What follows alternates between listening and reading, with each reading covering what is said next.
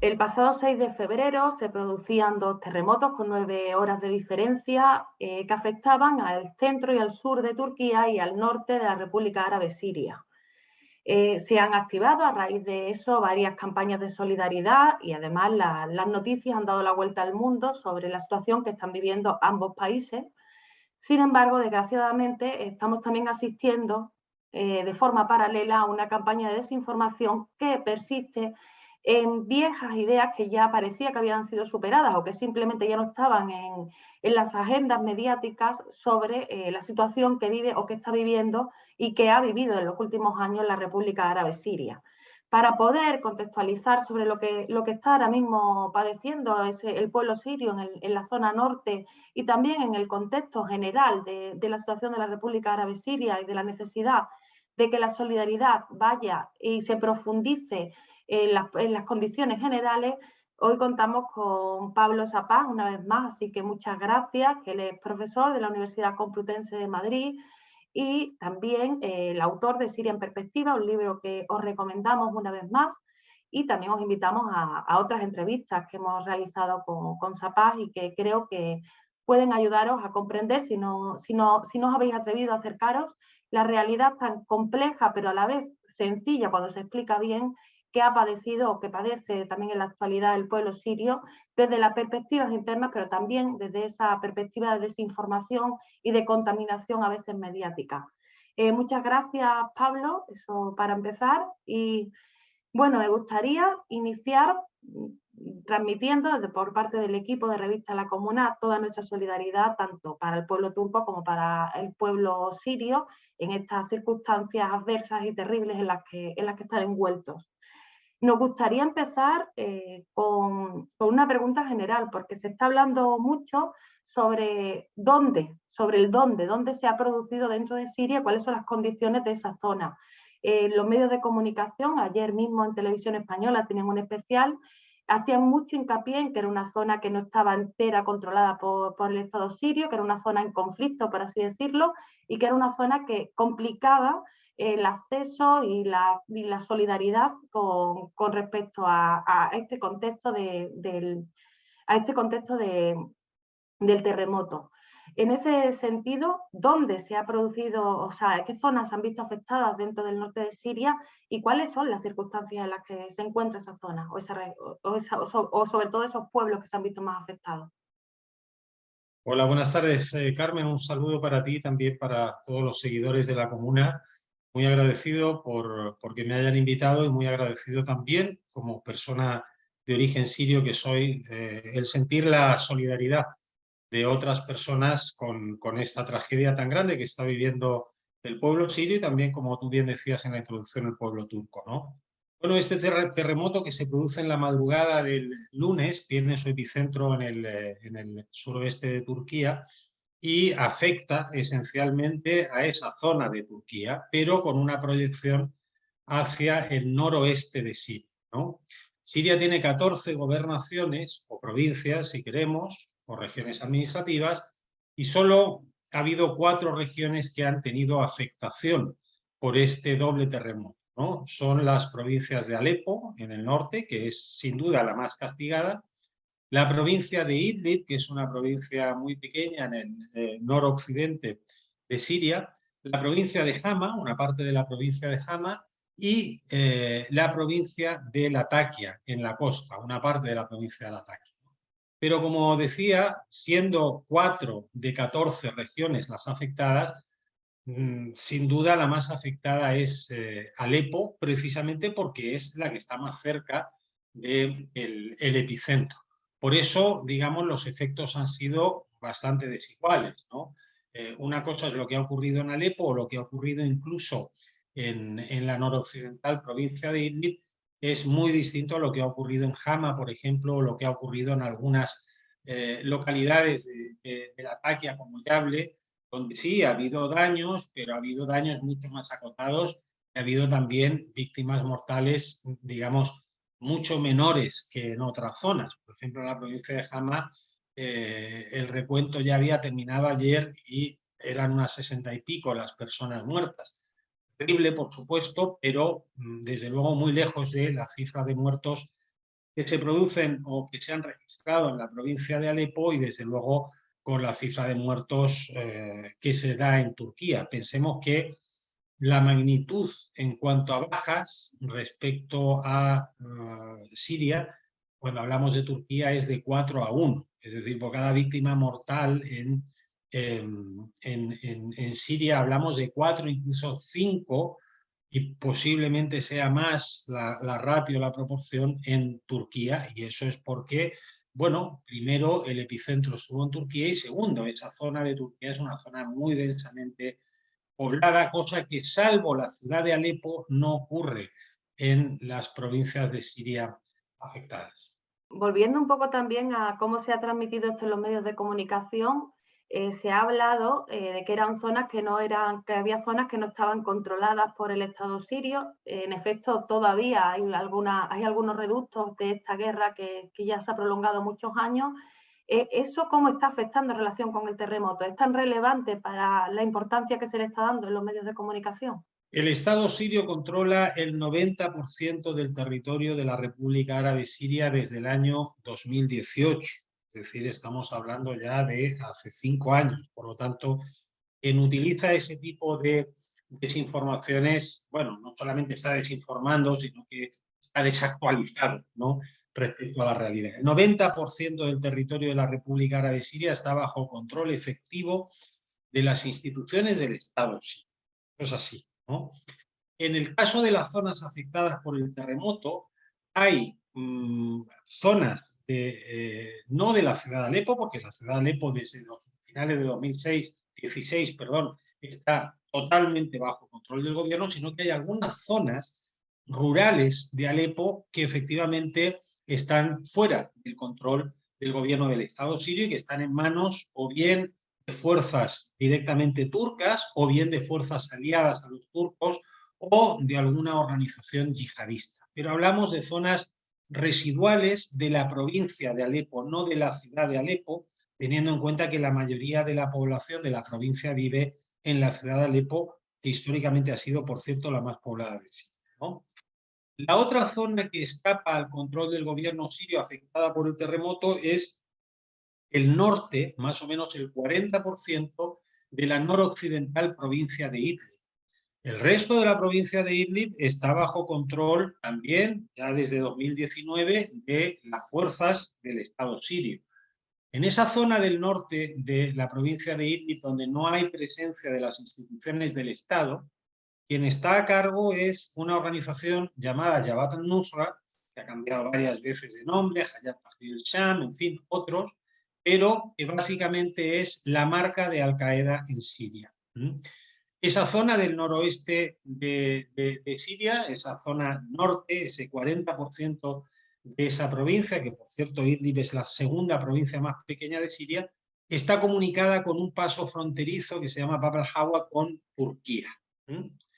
El resto del territorio sirio está totalmente controlado por el Estado y los accesos al territorio sirio se hacen por puestos fronterizos, por ejemplo con Líbano, por ejemplo con Jordania, por ejemplo con Irak, que controla totalmente el Estado sirio, o por los puertos y aeropuertos de Siria. Siria tiene 4 aeropuertos internacionales y los 4 aeropuertos internacionales están operativos y la ayuda se está canalizando por 3 de ellos, que son el Aeropuerto Internacional de Damasco, el Aeropuerto Internacional de Latakia en la costa y el Aeropuerto Internacional de Alepo. El cuarto es el Aeropuerto Internacional de Qamishli, que está en la zona nororiental de Siria, en la provincia de Hasake, y como esa no ha sido una zona afectada, pues evidentemente los vuelos con ayuda humanitaria que están llegando no van a Qamishli, van a los otros 3 aeropuertos internacionales de Siria.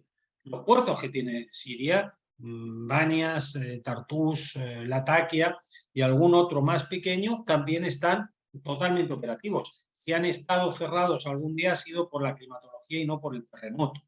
Esto es importante destacarlo porque cuando uno dice que el aeropuerto internacional de Alepo, el aeropuerto internacional de Latakia están abiertos y funcionando, quiere decir que los daños también pues, han sido acotados respecto a lo que hemos visto en el caso de Turquía, donde hay una devastación absoluta y en muchos casos la ayuda no puede llegar sencillamente al epicentro de la zona damnificada o afectada por vía aérea. Por lo tanto, esa información desde luego no se corresponde con la realidad, no ya de ahora, del momento del terremoto, sino que no se corresponde con la realidad de lo que fue, y hablo en pasado, el conflicto armado en Siria, que en su parte álgida, esencial y fundamental terminó en 2018. Por lo tanto, dejar a Siria o proyectar una imagen de Siria congelada en el tiempo, como están haciendo muchos medios de comunicación, incluso algunos de ellos públicos, ¿no? Lo cual es bastante más grave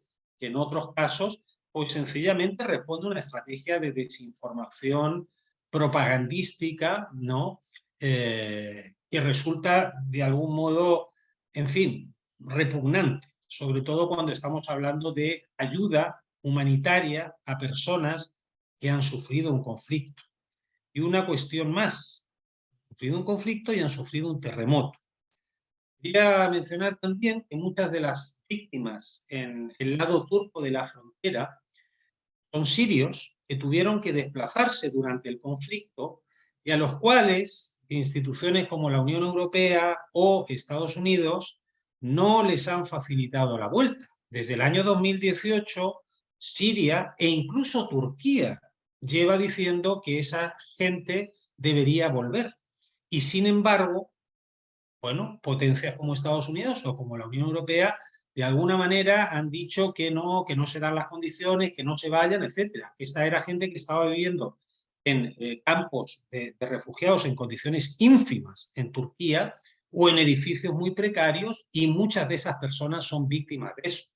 Por lo tanto, aquí no solamente estamos hablando de una catástrofe natural, que eso, bueno, no hay nadie a quien responsabilizar, es un terremoto, pero es un terremoto que se produce en un contexto. Y las víctimas tienen nombre y tienen apellido. Y las víctimas tienen unas circunstancias. E insisto, muchas de las personas que han muerto en el sur de Turquía son sirios a los cuales, a pesar de que insistentemente tanto el gobierno sirio como incluso el gobierno turco llevan mucho tiempo diciendo que por favor se les deje volver y se facilite el retorno con programas de reasentamiento en el país de origen, que es Siria. Por lo tanto, ofrecer ese tipo de informaciones torticeras que responden claramente a una estrategia de propaganda, bueno, en fin, no se puede justificar como un descuido o como falta de información. Cuando hablamos de una catástrofe de este tipo hay que ser muy precisos con la información que se ofrece para no confundir y para que, por supuesto, la ayuda pueda llegar y se pueda saber realmente qué está pasando, ¿no? En efecto, y además es cierto que es un poco a nivel humano, es muy duro pensar que se puedan plantear este tipo de estrategias un poco no bastante oportunistas en un contexto como el que estamos hablando. Querría, en relación con seguir un poco cómo se está abordando esta cuestión en los medios de comunicación, es cierto que durante la guerra la República Árabe Siria recibió ayuda de la Federación Rusa y es un elemento que no sé muy bien por qué razón o motivo aparece constante e insistentemente en este caso. Primero, porque Rusia también ha vuelto a ofrecer ayuda a Siria, pero también en el contexto general en el que estamos genera como una especie de incertidumbre. ¿Qué significa esas relaciones entre Rusia y Siria? Y sobre todo, ¿por qué se consideran tan relevantes en algunos medios? Por ejemplo, leía ahora mismo en el diario.es en relación con Alepo, esa mención a la ayuda de Rusia, en este caso al gobierno sirio, en el contexto en el que estamos de la guerra de Ucrania y demás. ¿Crees que hay algún interés en el sentido de vincular de una forma, insisto, sin contexto, a Rusia y a Siria para generar algún tipo de discurso? Bueno, evidentemente, incluso cuando ocurren catástrofes como estas, la política no se detiene, ¿no? Y estamos ahora en una reconfiguración de la escena política internacional con varios actores, ¿no? Se acabó ya la hegemonía de Estados Unidos, que vivimos desde el final de la Guerra Fría hasta más o menos unos 6, 7 años atrás, y eso evidentemente ha agudizado las tensiones, ¿no? Y las tensiones no siempre se canalizan, digamos, por la vía armada, sino que se canalizan también de otra forma. Y una de las formas de hacerlo es con estrategias de propaganda. Y en este caso estamos en eso. Hay que recordar que la cooperación internacional, que es muy importante, pero la cooperación internacional también siempre se ha vinculado a esquemas de propaganda de Estado, es decir, un Estado proyecta su imagen hacia la población de otro Estado para tener una buena imagen, ¿no? Entonces ahí hay mucho de eso. Respecto a la relación entre la República Árabe Siria y la Federación Rusa, hay que decir que esta es una relación muy antigua, ¿no? Las personas que no saben de esto creen que es una relación que se remonta a la época de la Unión Soviética, ¿no? Y no tiene absolutamente nada que ver. Las relaciones entre Siria y Rusia son, digamos, seculares, ¿no?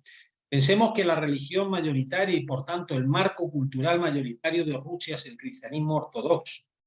El cristianismo ortodoxo entró en Rusia de la mano de misioneros sirios, siglos IV, VI y IX.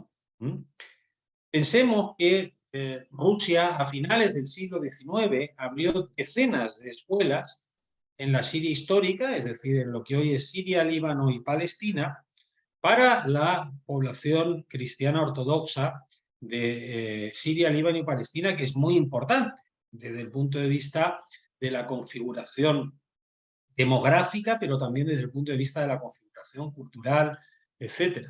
Pensemos que el segundo lugar más importante de peregrinación del cristianismo ortodoxo en Oriente Medio, después del Santo Sepulcro de Jerusalén, es el monasterio de Nuestra Señora de Sernaya, que está en Siria, y que en los siglos XVII, XVIII, XIX fue reconstruido varias veces con fondos de rusos, ¿no? Por lo tanto, la relación de Rusia con Siria no es una relación basada solamente en intereses económicos o intereses militares o intereses político-ideológicos de la época soviética, etc. No, no. Hay un vínculo muy poderoso, cultural, ¿no?, entre el pueblo sirio y el pueblo ruso que, como vengo diciendo, se remonta a siglos atrás, ¿no? En ese marco, si además le sumamos los intereses reales, ¿no?, intereses, por ejemplo, desde el punto de vista de el propio intercambio económico entre ambos países. Pensemos que Rusia es el gran proveedor de armamento para el ejército árabe sirio desde el año 56, primero como Unión Soviética, después como Rusia, etcétera.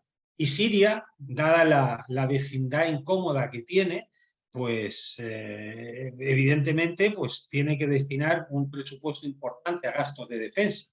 Rusia no quería perder ese cliente, evidentemente. Rusia también tenía intereses. En el puerto de Tartus tiene desde el año 70 el uso de un muelle que sirve para el mantenimiento de los barcos de la flota rusa en el Mediterráneo. Y pensemos también en la cuestión del terrorismo. Cuando estalló el conflicto en Siria, Rusia tuvo muy claro que tenía que combatir a muchos yihadistas que llegaron a Siria desde Rusia o de territorios exsoviéticos y que si se imponían en Siria terminarían volviendo y creando un problema. Y a eso le sumamos lo más importante, que es lo cultural, a lo que yo me refería. A nadie, salvo a alguien que no quiera profundizar en la historia, debería sorprenderle las estrechas relaciones permanentes que tienen Siria y Rusia, y que se demostraron cuando en el año 2015, a petición del gobierno sirio, Rusia prestó asistencia en el combate contra los grupos yihadistas que operaban en Siria. Por lo tanto, no debería sorprendernos. ¿Qué ocurre? El mundo occidental funciona de manera binaria, ¿no?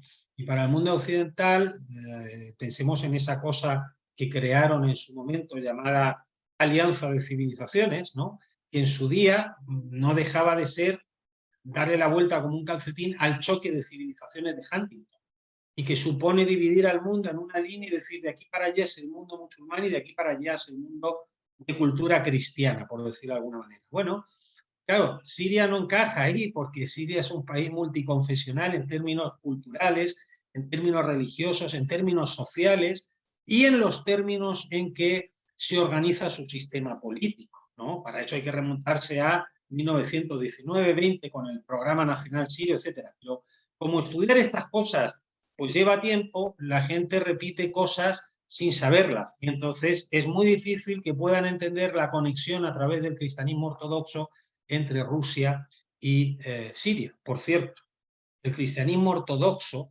en Siria es el gran ideólogo del nacionalismo sirio y del nacionalismo panárabe. Estoy mencionando aquí a Michel Aflaq, a Konstantin Sureik, Antunsade, en fin. Pero claro, eso no encaja con el pensamiento binario occidental que traza esta línea y dice, ah, no, pues entonces tal. Si no fueran tan obtusos a la hora de entender la realidad, pues entonces no les sorprendería que Rusia tuviera relaciones con Siria, como a nadie debe sorprenderle que Alemania tenga relaciones con el Estado sionista de Israel o que Estados Unidos tenga relaciones carnales con el Estado de Israel, etcétera, porque hay una conexión política, una conexión histórica, una conexión cultural. Nadie debería llamarse a engaño o a sorpresa respecto a esto, y sin embargo, pues ocurre. Lo que pasa es que, claro, Siria es un país muy antiguo, el más antiguo del mundo, es un país con una gran complejidad sociocultural y claro, los análisis o aproximaciones de brocha gruesa no sirven y no funcionan y terminan contribuyendo a una desinformación. El problema es cuando esa desinformación, se lo digo como profesor de teoría e historia de la propaganda, ¿no? Cuando esa desinformación es sostenida, pues eso está contribuyendo a alimentar conflictos armados, los conflictos armados muere gente, o está contribuyendo, por ejemplo, a que no se canalicen las ayudas como es debido ante una tragedia, un desastre natural como es un terremoto. Por tanto, hay un problema serio desde el punto de vista de la información. En ese sentido, hay varios países que ya han enviado ayuda a Siria y me gustaría también hablar un poco sobre esos países, porque es cierto que de entrada parece que había también una lectura como geopolítica en este contexto en el que estamos dando sobre quiénes son los que de entrada se han mostrado más solidarios con Siria y quién parece que está siendo más reticente. ¿Qué opinas al respecto de todo esto? Claro, hay una lectura geopolítica, pero hay una lectura geopolítica antigua, o miope o estrecha, ¿no? Que responde casi a un esquema de bloques propios de la Guerra Fría, que es en lo que está un poco el pensamiento europeo occidental ahora, pero el mundo cambió y el mundo es multipolar, no es un mundo en el cual solo haya uno o dos hegemones, hay varios, ¿no? Siria está recibiendo muchísima ayuda, además de la de Rusia, que es la única que parece que se encargan en destacar, pero Siria ha recibido toneladas y toneladas de ayuda de Emiratos Árabes Unidos, por ejemplo. Toneladas, ¿eh? Ya van varios aviones que han aterrizado en Damasco y en Alepo de Emiratos Árabes Unidos, que tiene una excelente relación con Siria y que reabrió su embajada el año 2018. Siria ha recibido toneladas de ayuda de la India, que es uno de los grandes poderes hoy en el mundo multipolar. Siria está recibiendo también la asistencia y la ayuda de China, que es otra potencia hegemónica con gran peso en el mundo multipolar. Siria ha recibido ayuda de países como Argelia, de países como Irak, como Líbano, como Jordania, ayuda de países como Argentina o Brasil, que la han comprometido también, ayuda de países como Armenia, ayuda de países como Irán, Sudán, en fin, infinidad de países, Libia, etc. El mundo es bastante más complejo que la realidad que se nos quiere pintar de un mundo en blanco y negro. El mundo cada vez es más multipolar y de alguna manera eso lo estamos viendo aquí también, ¿no? Quizás alguno le hubiese gustado que Siria no recibiera nada de ayuda, ¿no? Pero Siria está recibiendo ayuda porque Siria tiene socios también y tiene socios basados en relaciones diplomáticas entre estados que trascienden cuestiones simplistas, ¿no? Poníamos antes el caso de Rusia, pero, por ejemplo, desde el punto de vista de los sistemas políticos de Emiratos Árabes Unidos y de Siria, hay diferencias, pero las relaciones son buenas porque así deben ser las relaciones de Estado. No se puede marginar a unos o a otros por cuestiones radicalmente ideológicas, etcétera, porque el mundo necesita instancias de cooperación. Las relaciones internacionales, también he sido profesor de relaciones internacionales pueden ser de conflicto, pueden ser de cooperación y pueden ser de asociación también. Entonces, quiero con esto decir que el mundo, la realidad geopolítica es bastante más compleja que aquella que con trazo grueso se nos quiere trazar por parte de determinados políticos, los países occidentales, y su correa de transmisión, que son medios de comunicación que o bien, digamos, tienen una línea editorial sesgada o sencillamente no dan el estándar mínimo de calidad informativa, ¿no? Y en ese sentido se convierten en cómplices, bueno, pues de que haya gente que esté desatendida. Y no me estoy refiriendo solamente a los damnificados en Siria, me estoy refiriendo, por ejemplo, a esos muchos más damnificados que hay en el sur de Turquía y que son turcos y que son sirios y que han resultado afectados por esto, por lo que ya hemos dicho. En el suroeste de Turquía se generó una situación imposible que venía siendo denunciada desde hace mucho tiempo por el presidente turco Recep Tayyip Erdogan, que venía exigiendo en Naciones Unidas, en otros foros, que se facilitara el regreso de los sirios a Siria. ¿Para qué? Para que ciudades como Diyarbakir, por ejemplo, u otras, de esa zona de Turquía, que por cierto en su momento una zona pertenecía a Siria y le fue extirpada por Francia, para que esa zona se descomprimiera. Por eso hay tantas víctimas mortales en esa zona de Turquía, por eso los edificios estaban colapsados de gente, etc. Entonces, aquí no solamente hay una responsabilidad de un movimiento de placas tectónicas, ¿no? La placa euroasiática que choca con la placa árabe y cada 70, 80 o 100 años genera un terremoto de grado 7,5 en la escala de Richter. Sí, eso es un fenómeno, ¿no? Pero como hemos visto en otros muchos casos, pensemos en Chile, por ejemplo, pensemos en Japón, que son países sísmicos y que tienen una legislación muy concreta respecto a las construcciones, claro, el número de bajas siempre es menor. Es decir, esto no se puede decir que ha sido como una cosa imprevista y tal. Se ha dado en un contexto concreto y real este terremoto. Y ese contexto concreto y real no depende del terremoto, sino que depende de unas condiciones, digamos, que fueron impuestas, no ya solo a Siria, sino que a la propia Turquía, que en su momento se aventuró a intentar desestabilizar Siria, pero claro, a poco andar se dio cuenta de que esto era un despropósito que estaba afectando a la propia Turquía y lo está pagando de la manera más cruel y más trágica, que es con las escenas que estamos viendo estos días y que, en fin, deberían movilizar a una cooperación masiva, a una ayuda masiva a todas las víctimas del terremoto y a todas las víctimas del contexto en el que se produce el terremoto. Y ese contexto, insisto, no tiene que ver con la naturaleza, tiene que ver con políticas. Políticas de la Unión Europea, por ejemplo, con políticas de los Estados Unidos, etcétera, etcétera, etcétera.